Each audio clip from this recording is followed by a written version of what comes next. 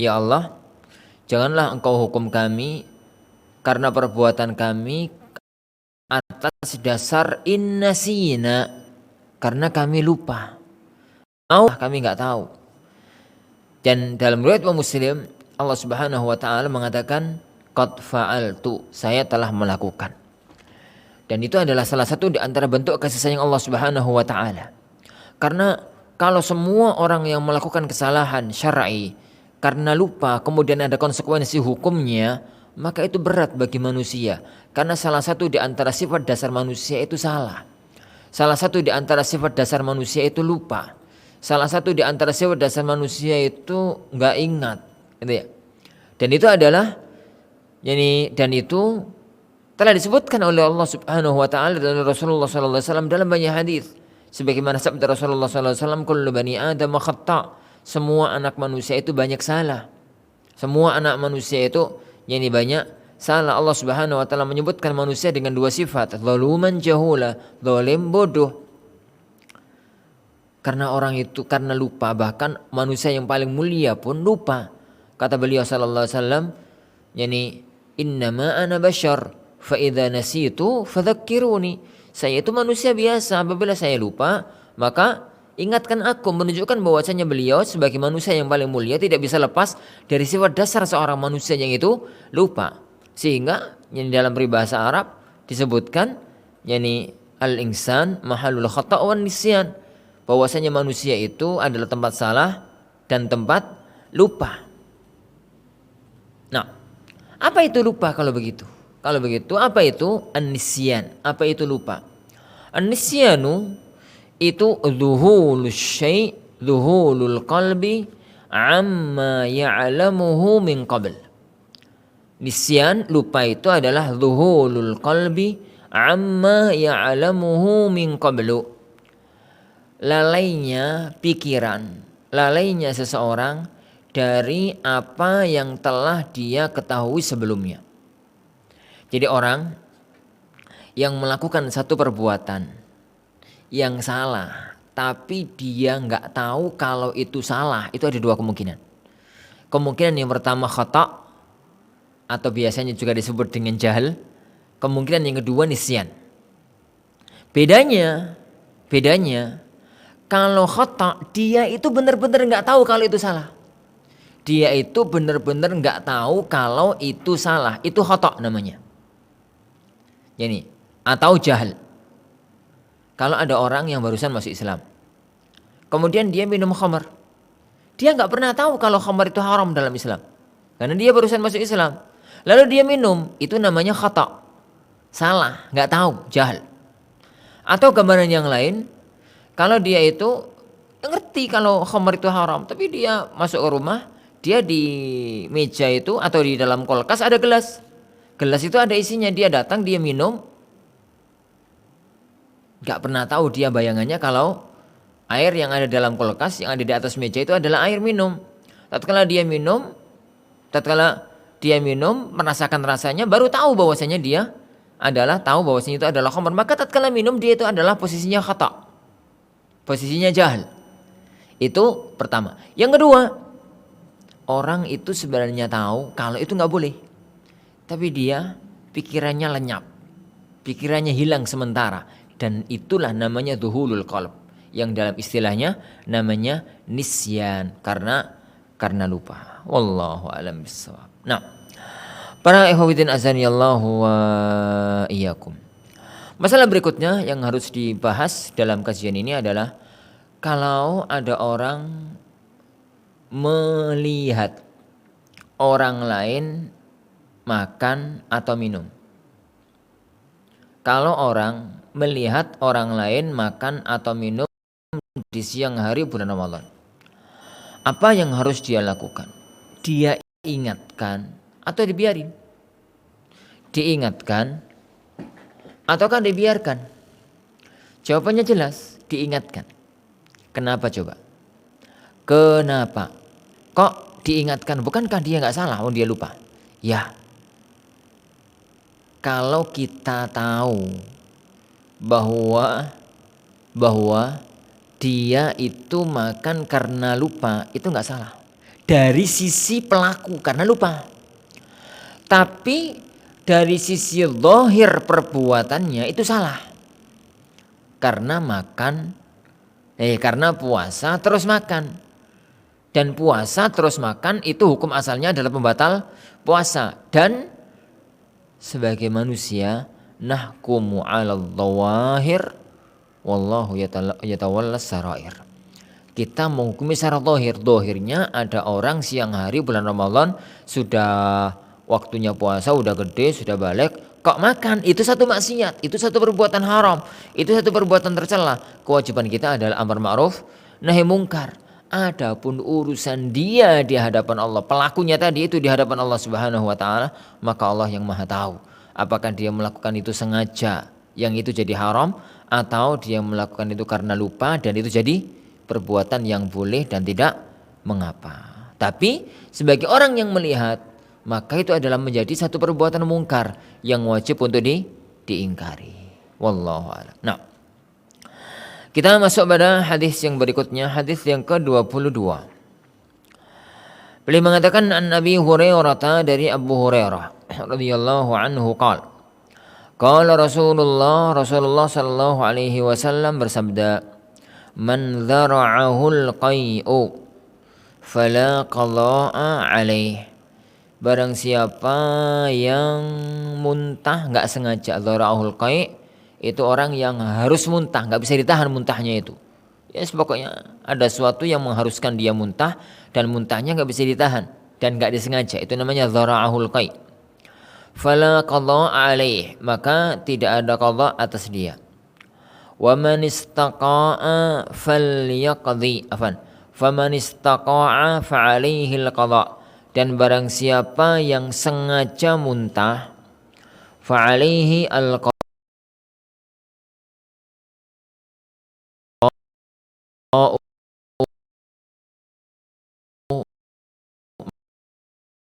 maka wajib bagi dia oleh Imam Ahmad dianggap illah, dianggap cacat, dianggap lemah oleh Imam Ahmad. Wa qawwahu ad-Daruqutni, tapi dikuatkan oleh Imam ad-Daruqutni. Hadis ini para ikhwan azanillahu wa iyyakum, sebelum kita masuk ke dalamnya perlu diperjelas dulu hadis ini status riwayatnya sahih atau tidak. Status riwayatnya itu sahih yani atau tidak.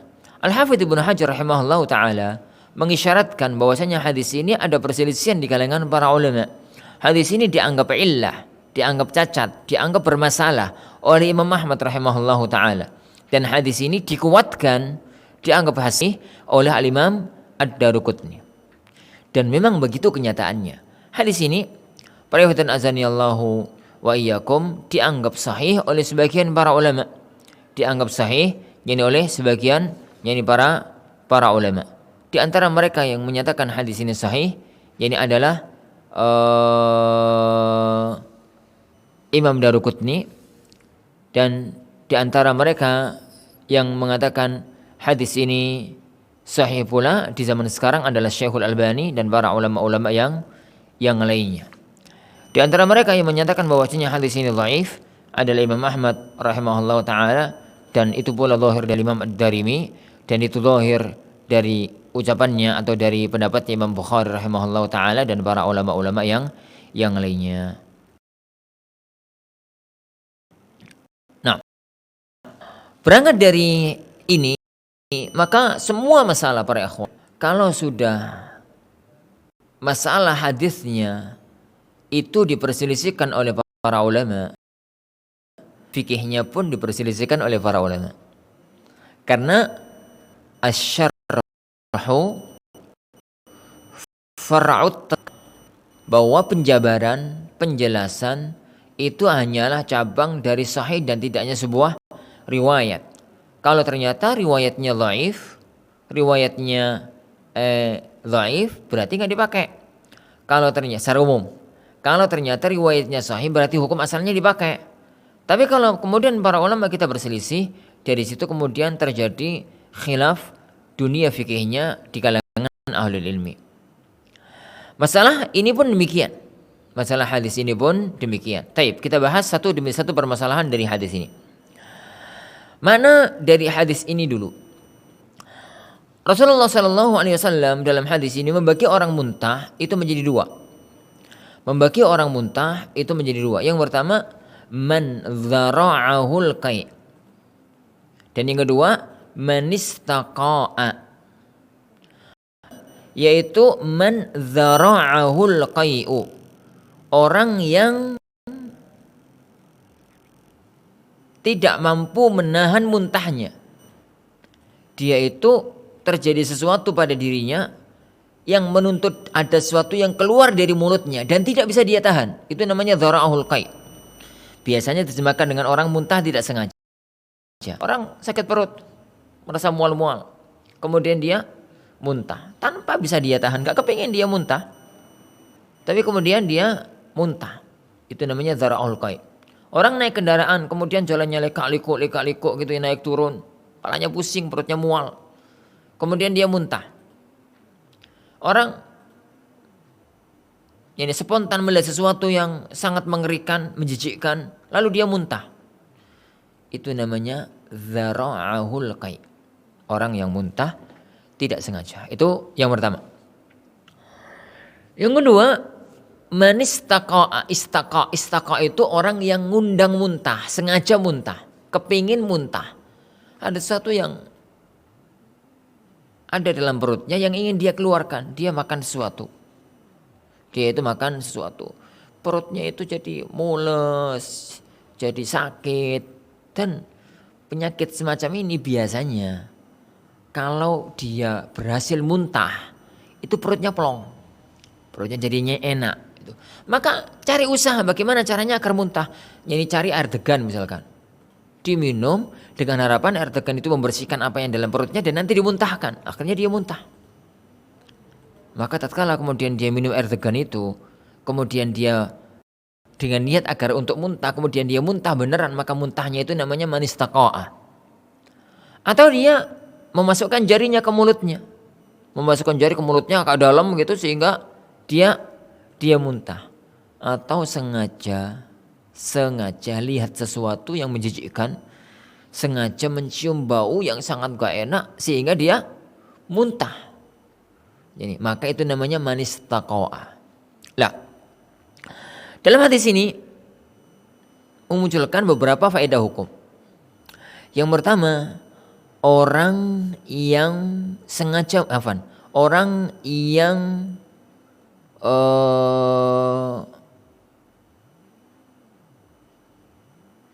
dzara'ahul qai'.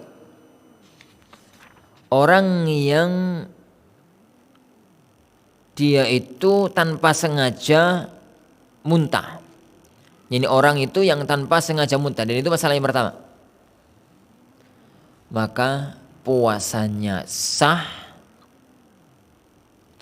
dan tidak ada kewajiban qadha bagi dia karena puasanya sah.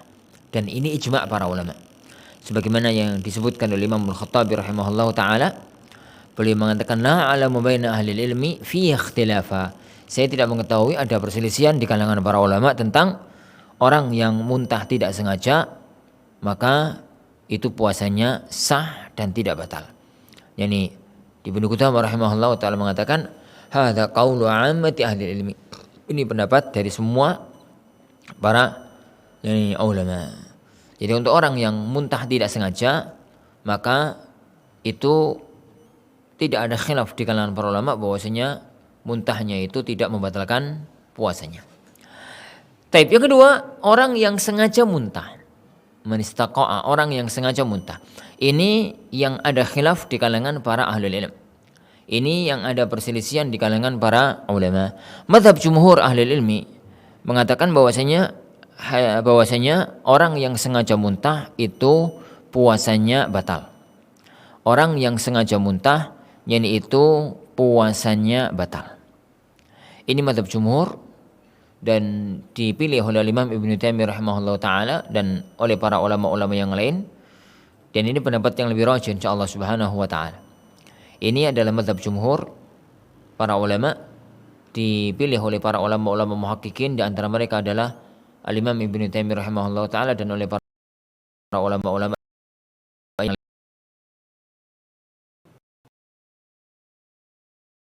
Dengan dasar pertama, hadis ini sahih. Hadis ini sahih, dan untuk para ulama-ulama yang lain, dan Syekh Al-Albani rahimahullah ta'ala juga mengatakan bahwasanya hadis ini sahih. Yang kedua, dalam sebuah riwayat yang lain, dalam riwayat Abu Dawud dan yang lainnya dengan sanad yang sahih, bahwasanya Rasulullah sallallahu alaihi wasallam itu qa'a fa aftar. Beliau itu muntah, dan beliau berbuka. Beliau itu muntah, beliau berbuka. Dari sisi tahlilnya, kenapa orang muntah kok puasanya batal, berbuka? Bukankah yang membatalkan puasa itu memasukkan sesuatu? Muntah itu kan mengeluarkan sesuatu. Mirip-mirip dengan pembahasan hijamah. Mirip meskipun tidak sama. Orang yang makan itu membatalkan puasa karena memang inti dari puasa itu menahan. Sengaja muntah membatalkan puasa karena muntah itu akan menguras isi perut. Dan orang yang menguras isi perut, maka perutnya akan kosong dan dia akan lemes. Dan itu biasanya membatalkan, menjadikan orang tidak kuat untuk meneruskan puasanya. Tapi pokok dari pembahasan bukan itu. Itu hanyalah ta'lil dan hikmah. Kenapa kok orang yang muntah itu membatalkan puasa? Tapi intinya adalah sabda Rasulullah SAW, man istaqa'a fa'alihil qadha. Barang siapa yang dia itu sengaja, maka kewajiban bagi dia adalah untuk mengqadha puasanya. Kewajiban bagi dia adalah untuk mengqadha puasanya. Wallahu a'lam. Faridhanazanillahu wa iyyakum. Dan ini pendapat yang lebih kuat dari masalah ini, dan itu adalah mazhab mayoritas para ulama kita. Hadis berikutnya, hadis yang ke-23, 24, 25 dari satu masalah, yaitu masalah safar. An Jabir bin Abdullah, dari Jabir bin Abdullah radhiyallahu anhuma, anna Rasulullah, bahwasanya Rasulullah sallallahu alaihi wasallam kharaja 'amal fath. Beliau keluar pada waktu Fathu Makkah. Ila Makkah, ke Makkah fi Ramadan, pada bulan Ramadan. Fasama hatta balagha qura'al ghamim. Beliau puasa sampai area daerah Qura'al Ghamim. Qura'al Ghamim itu daerah bebukitan antara Mekah Madinah, tapi sudah dekat ke kota Mekah. Fasaman nasu, maka orang-orang pun berpuasa. Thumma da'a biqadahin min ma'in farafa'ahu. Kemudian beliau sallallahu alaihi wasallam minta satu gelas air, lalu air itu diangkat, gelas air itu diangkat. Hatta nadhara an-nasu ilaih, sampai orang-orang itu melihat bahwasanya Rasulullah megang gelas berisi air. Thumma syariba, kemudian beliau minum. Faqila lahu ba'da dzalik, maka ditanyakan kepada beliau setelah itu. Disampaikan kepada beliau setelah itu, setelah beliau minum itu membatalkan puasanya, disampaikan kepada beliau setelah itu, inna ba'dhan nasi qad sham, sebagian orang masih tetap puasa ya Rasulullah. Sebagian orang masih tetap berpuasa. Faqala, maka beliau sallallahu alaihi wasallam mengatakan, ulaikal usah, ulaikal usah. Mereka orang-orang yang maksiat, mereka orang-orang yang maksiat. Wa bi lafdhin, dan dalam sebuah lafaz, faqila lahu, dikatakan kepadanya, innan nasa qad syaqqa alaihimus siyamu. Sesungguhnya orang-orang telah berat bagi mereka untuk berpuasa. Wa innama yanzuruna fima fa'alta, mereka itu melihat, menunggu apa yang akan jenengan lakukan. Fada'a biqadahin min ma, maka beliau meminta untuk dibawakan segelas air. Ba'dal asri, setelah asar. Fasyariba, lalu beliau minum. Rawahu Muslim, diriwayatkan Imam Muslim. Hadis berikutnya, wa an Hamzah ibn Amr al-Aslami, dari Hamzah bin Amr al-Aslami radhiyallahu an, annahu qala, bahwasanya beliau sallallahu alaihi wasallam bersabda, bahwasanya beliau berkata, ya Rasulullah, ajidu fi quwwatan ala siyami fis safar. Ya Rasulullah, saya itu kuat untuk tetap puasa meskipun safar. Fahal alayya junahun, apakah saya berdosa? Apakah saya berdosa kalau tetap berpuasa padahal saya musafir tapi saya kuat. Faqala Rasulullah, maka Rasulullah sallallahu alaihi wasallam mengatakan, hiya rukhsatun minallah. Ini adalah rukhsah dari Allah Subhanahu wa taala. Faman akhadha biha fahasanun. Barang siapa yang mengambil rukhsah ini, maka itu amal kebaikan. Wa man ahabba an yasuma fala junaha alaih. Dan barang siapa yang mau untuk tetap berpuasa, maka tidak ada dosa bagi dia. Rawahu Muslim, diriwayatkan oleh Imam Muslim. Wa asluhu fil muttafaqi min hadits Aisyah, dan asal dari hadis ini adalah hadis dalam Bukhari Muslim yang diriwayatkan dari hadis Aisyah, anna Hamzah ibn Amr sa'al, bahwasanya Hamzah ibn Amr itu bertanya kepada Rasulullah sallallahu alaihi wa ala alihi wasallam. Baik. Para hadirin azani Allah wa yakum. Hadis yang pertama, hadis Jabir, itu menceritakan tentang perjalanan Fathu Makkah. Dan kita tahu Fathu Makkah itu terjadi pada bulan Ramadan. Dalam sejarah ada 3 peristiwa besar dalam sirah Rasulullah SAW. Ada 3 peristiwa besar yang merupakan tonggak sebesar sejarah Islam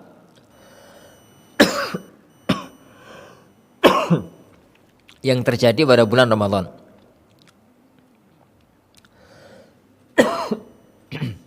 Yang pertama, turunnya wahyu. Turunnya wahyu itu pasti terjadi pada bulan Ramadan. Karena firman Allah Subhanahu wa taala, syahrul Ramadan alladzi unzila fihi al-Qur'an. Dan pasti terjadi pada malam hari, malam Lailatul Qadar. Inna anzalnahu fi Lailatul Qadar. Para ulama hanya berselisih tanggal berapa, dan itu bukan waktunya kita luaskan kajian itu. Itu yang pertama. Yang kedua, perang Badar. Turunnya wahyu menjadi tonggak pertama ya karena Rasulullah sallallahu alaihi wasallam pertama kali beliau mendapatkan amanat untuk menjadi seorang nabi adalah dengan turunnya wahyu kepadanya di Gua Hira malam Lailatul Qadar di bulan Ramadan. Yang kedua, perang Badar, bulan Ramadan tahun kedua Hijriah. Ini tonggak sejarah besar sampai Allah Subhanahu wa taala menyebutnya dengan Yaumul Furqan, Yaumul Taqal Jam'an.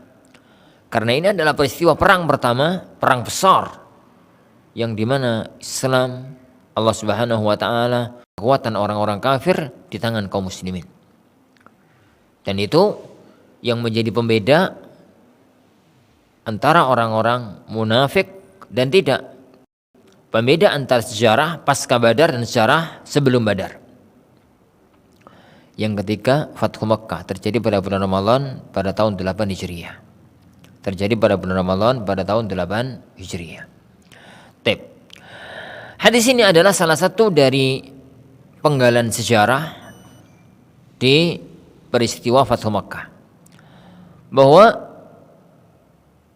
pada waktu Fathu Makkah pada bulan Ramadan tahun 8 Hijriah, itu beliau berangkat dari kota Madinah sampai ke Makkah. Madinah dan Makkah itu 450-an kilo. Surabaya Semarang 450-an. Di zaman beliau sallallahu alaihi wasallam belum ada akses ke jalan kayak sekarang. Belum ada pesawat, belum ada mobil, belum ada bis. Orang yang mampu di antara mereka naik kuda, naik onta. Tapi rata-rata itu jalan kaki. Rata-rata itu jalan kaki. Jadi sampai pagi itu Rasulullah SAW puasa. Para sahabat pun puasa, tapi ya capek. Coba bayangkan melakukan perjalanan panjang ratusan kilo, puasa, naik jalan kaki. Anggaplah naik kendaraan itu nggak ber-AC, naik onta atau naik kuda, capek, lelah, haus gitu. Tapi para sahabat nggak ada yang berani membatalkan puasanya. mereka lihat, nunggu Rasulullah batalkan puasanya apa tidak. Disampaikanlah kepada beliau bahwa orang-orang kondisinya semacam itu. Maka beliau sallallahu alaihi wasallam dengan kasih sayangnya, dengan rahmahnya, dan beliau dengan sifat dasar agama yang beliau emban, yaitu samhah, at-taisir, mudah, yang memudahkan, maka beliau memperlihatkan kepada semua manusia, padahal pada waktu itu sudah asar. Beliau memperlihatkan minuman, lalu beliau minum. Tatkala itu sebagian sahabat itu maunya tetap berpuasa, nanggung toh sudah asar, sebentar lagi maghrib, tapi berat, capek begitu. Padahal sudah menjelang maghrib, sudah asar, tapi tetap mereka lanjutkan puasanya. Disampaikan hal itu kepada beliau sallallahu alaihi wasallam, maka beliau mengatakan, kalau orang yang memaksa untuk teruskan puasa tidak berpuasa, Rasulullah SAW mereka menganggap mereka itu ulaikal usah. Mereka adalah orang yang maksiat. Adapun hadis yang kedua meriwayatkan tentang Hamzah ibnu Amr al-Aslami, yang beliau bertanya kepada Rasulullah bahwasanya beliau itu orangnya kuat untuk berpuasa. Orang itu kan kawan bayinya beda-beda. Ada orang itu masya Allah puasa nggak puasa itu sama aktivitasnya. Jadi dia puasa sama nggak puasa itu mirip-mirip. Ada orang itu masya Allah, jadi kalau puasa itu lemes gitu, bawaannya ngantuk, kawanannya tidur, ngapa-ngapa lemes. Lah Hamzah ini orang yang tipe pertama. Yani ini ajidu al-siyam. Saya itu merasa kuat kalau puasa. Padahal safar. Meskipun safar.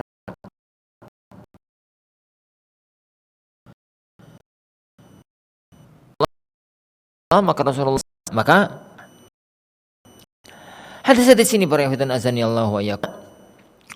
Pertama, bahwa safar itu salah satu dari ulur orang untuk tidak puasa. Dan itu Allah Subhanahu wa taala tegaskan dalam firman-Nya, "Faman kana maridan au ala safarin fa'iddatun min ayyamin ukhar." Barang siapa yang dia itu sakit atau sedang safar, maka boleh bagi dia untuk berbuka lalu mengganti pada hari berikutnya, hari yang lainnya. Nah, hadis ini menunjukkan kepada kita, meskipun safar itu adalah uzur.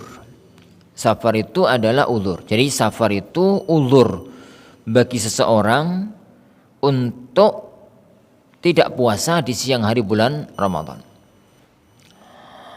Apapun kondisi orang yang musafir. Apapun kondisi orang yang musafir. Baik dia itu safar dalam kondisi fit, seger, sehat, gak merasa berat, safarnya juga nyaman, terutama pada zaman sekarang. Gambarkan kalau ada orang tinggal di Sidoarjo,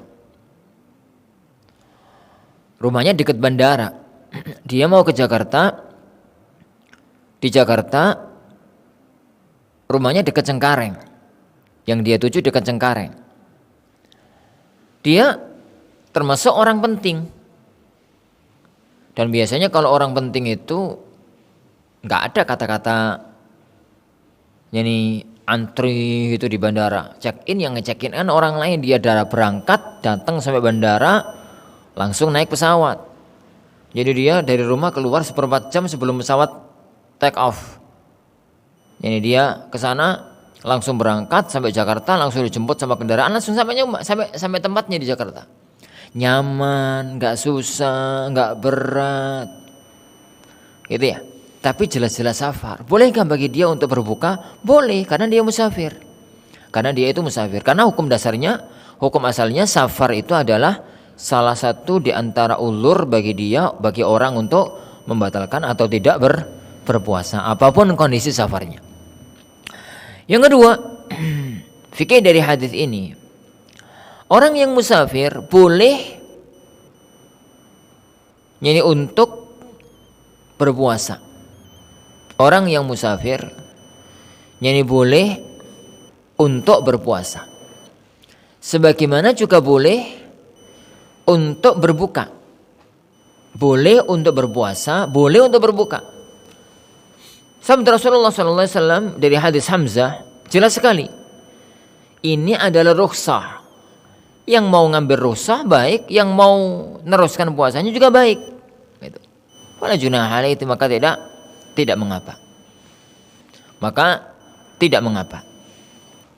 Maka orang yang sedang safar, kalau dia mau berbuka silahkan, mau meneruskan puasanya sampai maghrib juga silahkan, nggak ada masalah.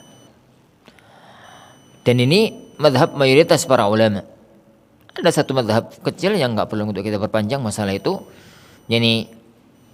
bahwasanya Imam Ibnu Hazm rahimahullah ta'ala mengatakan orang musafir itu wajib untuk berbuka, dari pendapat yang lemah karena menyelisihi dari hadis-hadis yang ada tersebut. Para ulama hanya berselisih dalam satu masalah. Mana yang lebih baik bagi dia, bagi orang yang musafir, melanjutkan puasa atau tidak? Mana yang lebih baik bagi seorang yang musafir, melanjutkan puasa atau tidak? Ini perlu diperinci. Ini perlu untuk diperinci.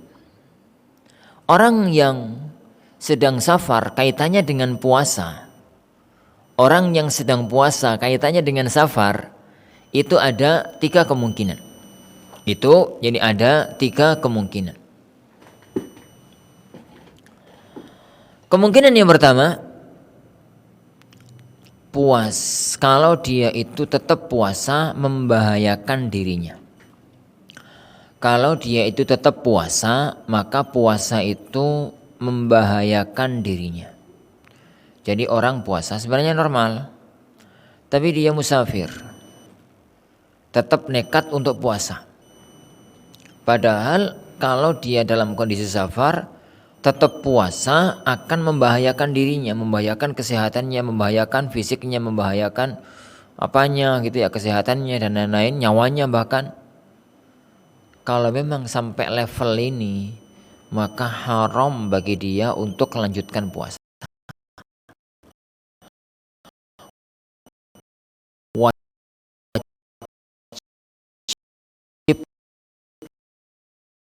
untuk membatalkan puasanya. Kenapa? Jangan kalian menjerumuskan diri kalian ke dalam kebinasaan. Rasulullah SAW mengatakan, wala dhirar, tidak sesuatu yang membahayakan. Kalau puasanya dia itu dalam kondisi safarnya dia, itu membahayakan fisiknya, membahayakan kesehatannya, membahayakannya, maka dia tetap puasa malah dosa. Karena melanggar sabda Rasulullah, la dharara wala dhirar, melanggar firman Allah Subhanahu wa taala, wala tulqu bi aydikum ila tahlukah. Maka wajib bagi orang semacam ini untuk berbuka, wajib dan haram melanjutkan puasanya. Itu yang pertama. Yang kedua, kondisi orang yang safar tadi, yang sedang puasa dan sampai membahayakan jiwa, tidak sampai membahayakan raga, tidak sampai membahayakan kesehatan, tapi berat gitu. Safarnya naik sepeda motor, panas, berat gitu ya. Berat. Kalau dia kuatnya kuat. Membahayakan dirinya enggak. Membahayakan kesehatannya enggak, tapi berat. Untuk jenis yang kedua ini dianjurkan untuk berbuka. dan terlarang untuk berpuasa. Mereka lah orang-orang yang disebutkan Rasulullah SAW, ulaikal usah. Mereka lah orang-orang yang maksiat. Mereka orang-orang yang maksiat. Kenapa? Karena memegang azimah, padahal ada rukhsah yang diberikan oleh Allah kepada dirinya. Dan itu makna sabda Rasulullah SAW, laisa minal birri as-safar. Bukan termasuk kebaikan kalau orang itu tetap puasa pada waktu safar. Laisa minal birri as-siyamu fis safar. Bukan termasuk kebaikan kalau orang itu tetap berpuasa pada waktu safar. Taib yang ketiga. Kalau kondisinya normal, dia safar, dia puasa, mau buka bisa, mau puasa bisa, gitu. Tetap normal dua-duanya. Laparnya lapar, namanya puasa juga lapar, nggak safar juga lapar. Tapi normal, nggak berat, nggak apa. Dalam kondisi ini, apakah dia itu berbuka? Lebih baik mana dia itu berbuka apa tidak? Dalam kondisi ini secara hukum fikih boleh berbuka, boleh tidak. Itu dulunya dilakukan oleh para sahabat. Dalam hadis Anas bin Malik, beliau mengatakan, kunna fi safarin ma'an nabi. Kami pernah safar bersama Rasulullah sallallahu alaihi wasallam. Falam ya'ib as-sha'im 'alal muftir walal muftir 'alas sha'im. Yang puasa ada yang puasa, ada yang enggak. Yang puasa enggak mencela yang enggak puasa, yang enggak puasa enggak mencela pada yang berpuasa. Ya normal gitu, dua-duanya berjalan. Tapi mana lebih baik? Ada perselisihan di kalangan para ulama. Waktunya mepet. Yang pendapat yang lebih kami pilih, wallahu alam, dalam masalah ini adalah sebaiknya dia tetap berpuasa. Sebaiknya dia tetap untuk berpuasa. Kenapa? Karena beberapa hal. Yang pertama, bagaimanapun juga amal kebajikan di bulan Ramadan lebih utama dibandingkan dengan amal kebajikan yang dilakukan di luar bulan Ramadan. Kalau dia puasa berarti puasanya di Ramadan. Kalau dia qadha berarti puasanya di luar Ramadan. Itu yang pertama. Yang kedua, kalau dia tetap puasa, dia telah menggugurkan kewajiban dia. Abra' lidzimmah.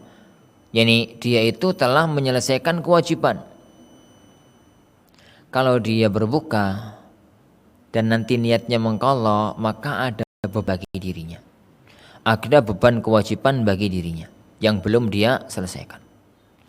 Yang ketiga, orang itu kalau puasanya di bulan Ramadan itu lebih ringan dibandingkan puasa di luar Ramadan. Karena kalau puasa di bulan Ramadan, semua orang puasa. Suasananya itu suasana puasa, akeh kancane, banyak temannya. Sehingga orang itu tatkala puasa terasa nyaman. Gak ada orang makan. Tapi kalau dia itu puasanya di luar bulan Ramadan, dia melihat kanan kirinya banyak orang yang makan, sehingga terasa berat. Kebersamaan bareng-bareng dengan orang itu memperingan beban puasanya. Wallahu alam. Dan ini pendapat yang lebih kami pilih, bahwasanya kalau memang safarnya nggak memberatkan, sebaiknya tetap melanjutkan puasanya dan tidak membatalkan puasanya. Meskipun boleh bagi dia ini untuk membatalkan puasanya meskipun tidak terasa berat sedikit pun juga. Wallahu alam. Dan pendapat ini adalah pendapat jumhur para ulama, pendapat Imam Abu Hanifah, Syafi'i dan yang lainnya, yakni yang mengatakan sebaiknya orang yang tidak merasa berat untuk tetap melanjutkan ibadah puasanya meskipun dia musafir. Wallahu alam. Insyaallah subhanahu wa ta'ala ini yang bisa kita pelajari, insyaallah kita lanjutkan pada pertemuan yang akan datang bi'idzni rabbina tabaraka wa ta'ala. Wallahu a'lam.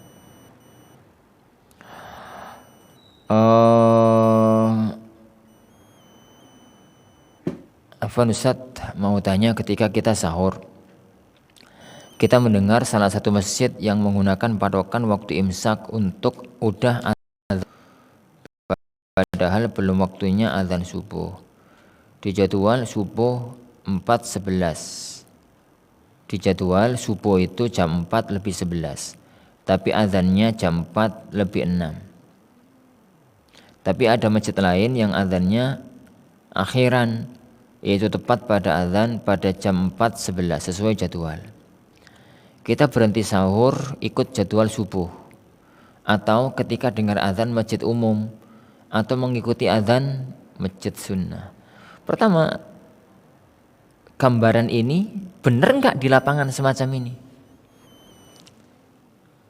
Karena di sini kami di Sedayu, Sarang Gresik secara umum, belum pernah ada kasus semacam ini. Karena untuk menggambarkan, pertanyaan ini menggambarkan subuh itu jadwalnya jam 4.11. Dan jadwal 4.11 ini berarti yang tanya orang Gresik. Karena hari-hari ini subuh itu jam 4.11. Tapi kemudian yang masjid sunnah dalam bahasa penanya, adzannya tepat jam 4.11. Tapi masjid lain adzannya jam 4.06. Benar nggak begitu gambarannya? Karena yang ma'ruf di tengah masyarakat, adzan subuh tetap sesuai jadwal. Tapi banyak di antara masyarakat itu yang menganggap sudah harus berhenti 10 menit sebelum adzan subuh. Itu yang diistilahkan dengan imsak. Itu yang mereka istilahkan dengan imsak. Tapi belum subuh dan belum adzan. Wallahu alam, ana belum pernah melihat ada kasus semacam ini terjadi di lapangan. Ala kullin. Kalau melihat fenomena yang banyak terjadi di tengah masyarakat, bahwa mewajibkan berhenti sahur 11 menit 10 menit sebelum azan subuh, itu salah. Karena namanya puasa itu bukan 10 menit sebelum terbit fajar, sebelum azan subuh, tapi pas terbit fajar azan subuh. Kulu washrabu hatta yatabayyana lakumul khaytul abyadu minal khaytil aswadi minal fajar. Jadi lanjutkan makan, lanjutkan minum, sempurnakan puasa, lanjutkan makan, lanjutkan minum, sahur sampai terbit fajar. Dan sahur itu semakin ke belakang semakin bagus, sebagaimana kajian-kajian kita yang kemarin. Nah, jadi azan akhir dari sahur itu adalah waktu subuh, bukan 10 menit sebelum subuh. Sebelum subuh yang dikenal dengan waktu. Adapun kalau benar ada orang azan 10 menit sebelum subuh, dan ana nggak yakin kalau ini ada.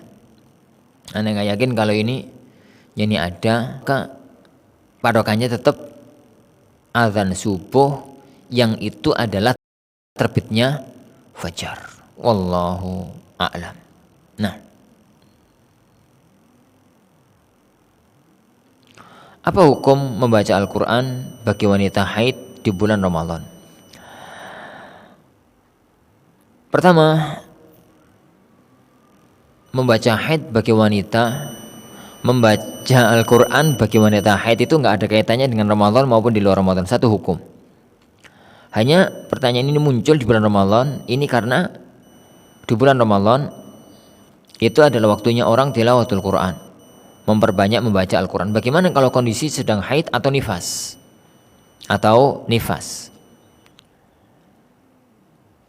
Ini kembali kepada fikih haid dan nifas. Apa hukum membaca Al-Quran? Ada dua hukum yang mirip tapi beda. Satu membaca, dua menyentuh mushaf. Ini dua hukum yang berbeda. Karena orang itu bisa baca tanpa nyentuh, hafalan. Atau bisa nyentuh tanpa baca. Kayak orang bawa Al-Quran, megang mushaf begini. Dan ada orang yang dua-duanya, nyentuh sambil baca. Dan itu yang sering terjadi. Untuk yang pertama, membaca Al-Quran bagi wanita haid tanpa nyentuh, hafalan maksudnya. Atau kalau pada zaman sekarang yang paling gampang itu baca tapi megangnya HP, karena HP itu bukan mushaf. Ada aplikasi Al-Quran dibuka dan dia megang HP, dan HP itu bukan mushaf, tidak mengambil hukum mushaf. Ada khilaf di kalangan para ulama mengenai masalah ini. Pendapat yang kuat wallahu alam boleh. Pendapat yang kuat boleh. Kenapa? Karena tidak ada dalil yang melarang, dan dalil yang melarang wanita haid baca Al-Quran itu dhaif. Itu dhaif. Jadi pendapat yang lebih rajih wallahu alam, wanita haid dan nifas boleh membaca Al-Quran. Hanya untuk menyentuh, mazhab jumhur mengatakan nggak boleh. Mazhab mayoritas para ulama mengatakan nggak boleh. Kata Rasulullah SAW, la yamassul Qur'ana illa tahir. Tidak boleh menyentuh mushaf kecuali orang yang sedang suci. Ada khilaf berkepanjangan mengenai masalah ini di kalangan para ulama. Tapi pendapat yang Anda pilih adalah kalau dia itu hadas besar, maka tidak boleh untuk menyentuh mushaf. Tidak boleh untuk menyentuh mushaf. Dan hadas besar itu dua, haid nifas, yang kedua junub. Bagaimana caranya? Bisa melakukan beberapa hal kalau memang dia ingin untuk membaca tanpa menyentuh mushaf. Yang pertama, hafalan. Tapi ini sulit bagi orang yang hafalannya sedikit. Yang kedua, di zaman sekarang pakai aplikasi HP, dan itu gampang. Karena megang HP ini itu bukan megang mushaf.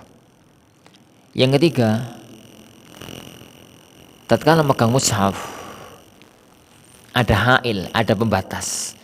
Jadi tangannya itu tidak langsung menyentuh mushafnya. Bisa pakai sarung tangan, bisa pakai sapu tangan, bisa pakai alat lain yang dengan itu dia tidak langsung bersentuhan dengan mushaf Al-Qur'anul Karim. Dan itu adalah mazhab mayoritas para ulama mengambil sabda Rasulullah SAW, la yamassul Qur'ana illa tahir. Tidak boleh menyentuh Al-Quran kecuali orang yang dalam kondisi suci. Satu pertanyaan terakhir.